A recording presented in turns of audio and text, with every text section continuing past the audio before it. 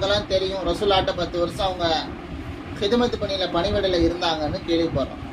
இப்போ இந்த நிக்காஹ் முடிஞ்ச உடனே நபி ஸல்லல்லாஹு அலைஹி வஸல்லம் அனஸ் அவங்கள கூப்பிட்டு சொன்னாங்க, அனஸ் வெளியில் போய் பாருங்கள், யாரெல்லாம் உங்களுக்கு பார்வையில் தென்படுறாங்களோ பள்ளிவாசலில் யாரெல்லாம் இருக்காங்களோ எல்லாரும் என்ன செய்யுங்க, இந்த மாதிரி ரசூலாவுக்கும் ஜெய்னபா அவங்களுக்கு நிக்கா முடிஞ்சிருக்கு, வலிமா இருந்தால் ரசூலா ஏற்பாடு பண்ணியிருக்காங்க, சாப்பிட வாங்கன்னு கூப்பிடுங்க, நம்ம வீட்டுக்கு கூப்பிட்டு வாங்கன்னு சொல்கிறாங்க.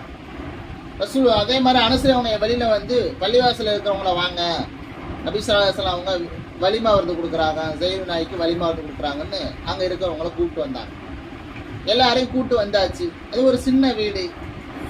நபி ஸல்லல்லாஹு அலைஹி வஸல்லம் அவங்க சொன்னாங்க, இன்னும் போய் என்ன செய்யுங்க, பஜார் அதாவது தெருவில் நின்று பாருங்க, தெருவில் வர்றவங்க போகிறவங்க முஸ்லீம்கள் இருந்தாங்கன்னு சொன்னால் அவங்களையும் கூப்பிடுங்க, கூப்பிட்டு வலிமா விருந்துக்கு கூப்பிட்டு வாங்கன்னு சொல்கிறாங்க.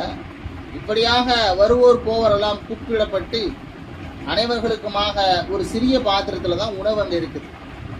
அனசரி அவங்க இந்த உணவையும் பார்க்குறாங்க. தன்னுடைய தாய்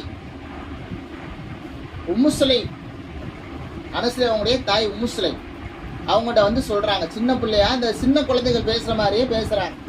அம்மாட்ட வந்து சொல்கிறாங்க, உம்மு சுலைம்கிட்ட சொல்கிறாங்க, ரசூலோடைய வீட்டில் இருந்த பாத்திரத்தில் ஒரு 2 பேர் 3 பேர் சாப்பிடலாம், ஆனால் நபி ஸல்லல்லாஹு அலைஹி வஸல்லம் அவங்க வலிமா விருந்துக்கு கிட்டத்தட்ட பல நபர்களை கூப்பிட்டுருந்தாங்க. நான் அவங்களுடைய தலைகள்லாம் எண்ணி பார்த்தேன், 70க்கும் மேற்பட்ட நபர்கள் இருந்தாங்க.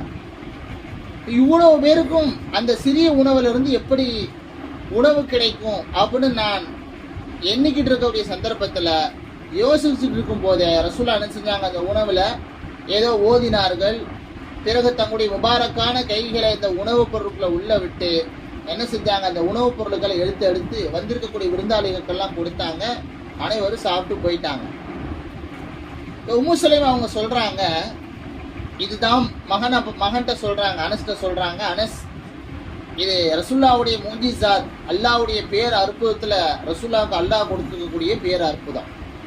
இந்த அற்புதமான நிகழ்ச்சியில் மதீனால இருக்கிறவங்க எல்லாருமே வந்திருந்தா கூட அனைவருக்கும் உணவு இருந்திருக்கும்பா. ஏன்னா சாப்பிட்டது போகவும் அந்த உணவு அப்படியே இருந்துச்சு. ஏன்னா இந்த உணவில் பரக்கத் செய்தவன் அல்லாஹ்.